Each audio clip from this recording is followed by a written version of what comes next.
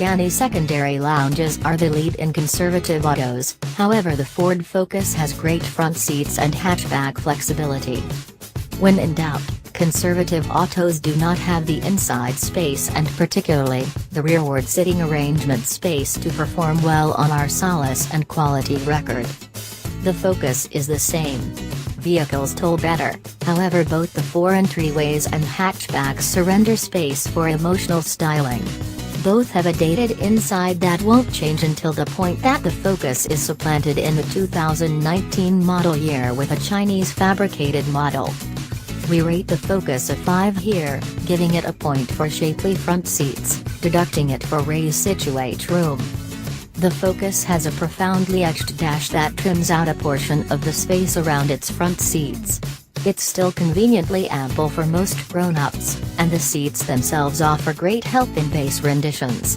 Center titanium autos have better-shaped game seats, with additional back help and under-leg padding. The Focus RS and ST get restricting game seats that work flawlessly in hard charging moves, yet they're to a great degree cozy fit and absence of alterations, in respect to the base seats, mean they're not as agreeable in day-by-day driving. The secondary lounges on the two models feel more prohibitive than in other smaller autos in the Focus class, Elantra, Civic. The secondary lounge is hard to get into because of a low roofline and little entryway openings. Knee and headroom are lean, notwithstanding for littler grown-ups.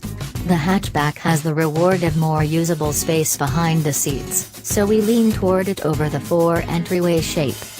The Focus inside looks dated, and it's wrapped in a lot of hard dark plastic. Models we've tried as of late haven't gloated the finest fit and complete, either. Street commotion is regular for this kind of auto, and the Focus has more than its offer of tire clamor created by coarse asphalt.